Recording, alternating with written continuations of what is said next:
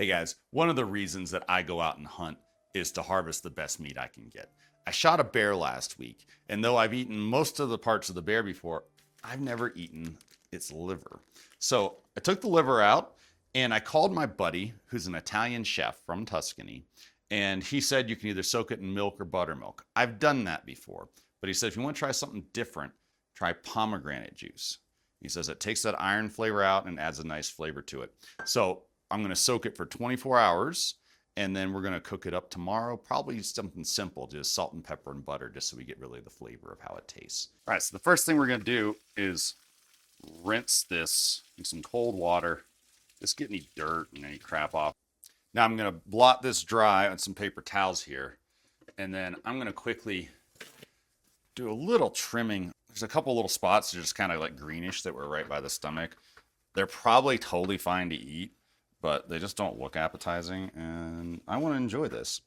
Yeah, like you can kind of just so ever so subtly like greenish, and again, it's probably nothing harmful at all, but I don't want to eat it when it looks like that. Now we don't need all this sinew and stuff, so I'm going to trim that off.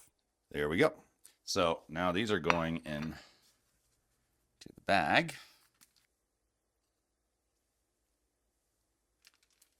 I'm going to dump in pomegranate juice. I don't know how much we need. Just cover it probably. That's probably enough. Don't need much. The rest of this I think I'm going to put in a martini of some sort tonight. So we'll enjoy it.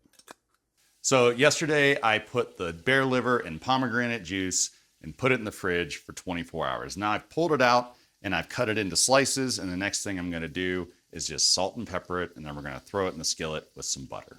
So I like to really coat it on that. And again, we want to taste the actual liver itself, so we're not going to do too much to cover up this flavor. Again, it's been soaking in pomegranate, so that will give an interesting flavor, which I've never tried.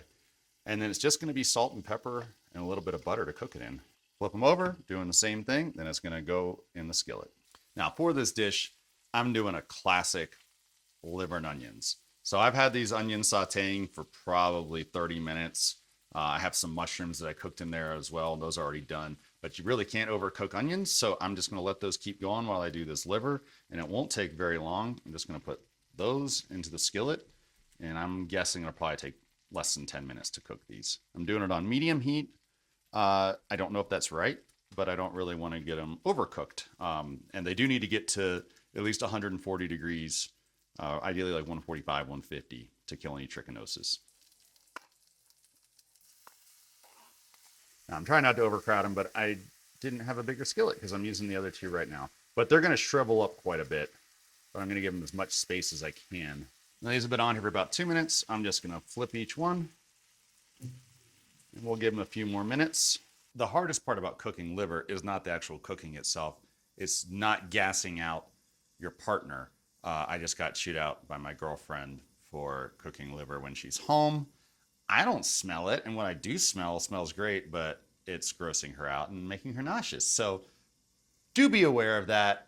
Probably tell anybody in the house that you're about to cook liver. Now, if anything, I've overdone this a little bit, but I'm going to check the temperature here.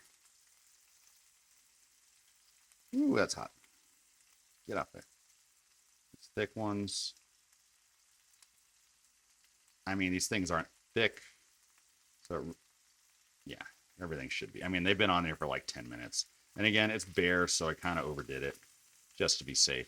Now, I've taken them off the skillet. I'm going to let them rest for 2, 3, 4 minutes, and that'll just soak up all the juices, and then we're going to give it a try. Don't tell me that don't look good. Moment of truth here.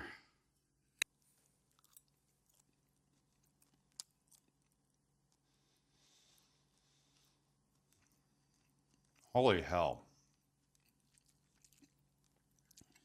That's good. That's as good as any liver I've ever had.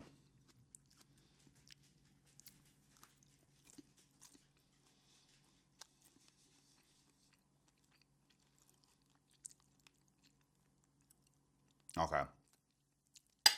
This might be the best liver I've ever had. Guys, try that. Don't throw that liver away.